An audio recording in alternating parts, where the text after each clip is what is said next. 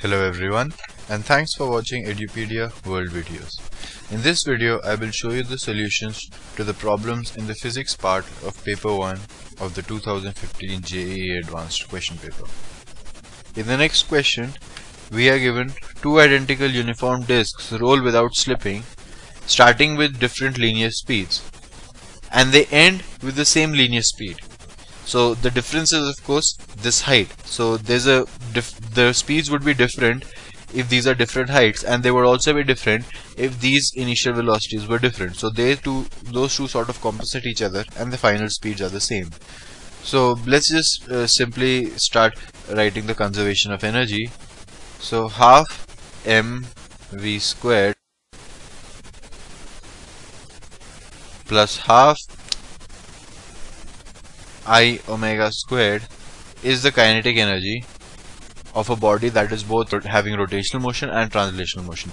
When it is rolling without slipping, then omega r is equal to v, so we can write it as half mv squared plus half I would be mr squared by 2 for a disk, omega squared would be v squared by r squared.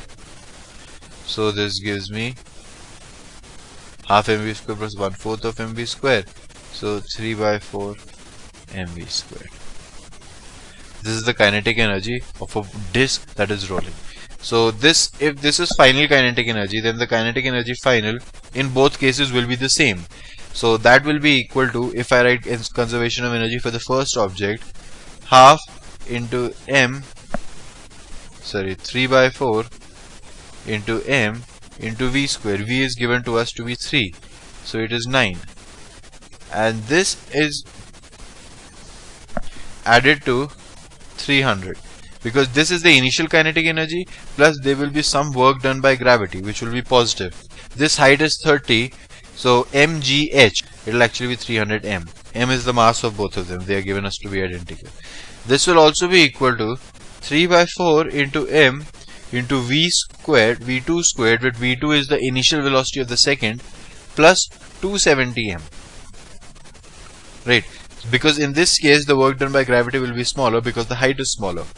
So we can cancel m from these equations right away, and then if I solve, I will get 3 by 4 times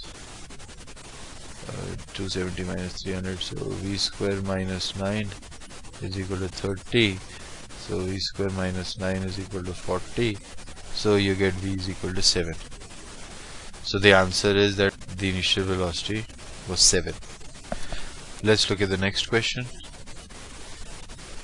Two spherical stars emit blackbody radiation. The radius of A is 400 times that of B, and A emits 10 to the power 4 times the power emitted by B. We want the ratio of the wavelengths at which peaks occur. So first of all, we know from Wien's displacement law, lambda t is a constant. Right, so the ratio of the lambda at which we have the peak radiation will be inverse of the ratio of the temperatures of both of them. So we just need to calculate the ratio of the temperatures. So for the first one, sigma into 400 r squared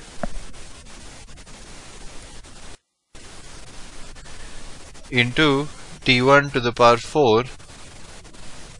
Of course there will be another constant, because this is proportional to the area. Remember, sigma a t to the power 4 is the radiation emitted by a black body. Its area will be proportional to the square of the radius, right? And for the second one, it will be sigma r square t2 to the power 4. We are given that the first one is 10 to the power 4 times the second one, right? So r square can cancel, sigma can cancel.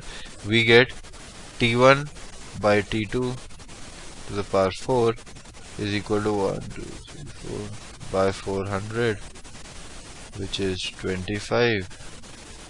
So we get, sorry, this is 400 square, right? This is 400 square as well, because this total thing in the bracket has to be squared. So into 400, so this becomes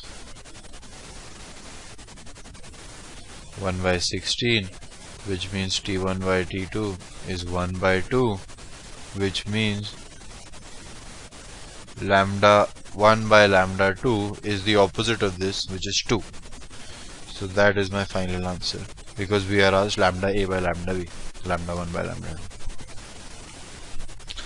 2. In the next question, we are given that a nuclear power plant supplying electrical power to a village uses radioactive material of half-life T years, and the amount of fuel at the beginning is such that total power is 12.5 of the electric power available. So we only need 12.5% of what is available. Now what is available will keep decreasing, and there will be a time when that will not be enough to cover 12.5% of the initial value. So that's what we need to find. So first of all, if the half-life is T, we know that the decay constant is ln2 by T. This can be easily derived, but you should remember this. That means the standard formula will be n is equal to n naught e to the power minus ln2 times T by T. Right. So there will be a time when this particular amount will be less than what is required. What is required? N naught by 8. Currently we can supply N naught, we need only 12.5% of that, so we need N naught by 8. There will be a time when this amount will be less than this. When will that time occur? So the limiting case, we'll take the equality. So this is equal to N naught e to the power minus ln2 T by T, which gives me, if I take log of both sides, it will give me ln of 8 is equal to ln of 2 T by T. Ln of 8 is of course 3 times ln of 2, so we get T is equal to 3T, and we are asked in the question it is NT, so the answer is N is equal to 3.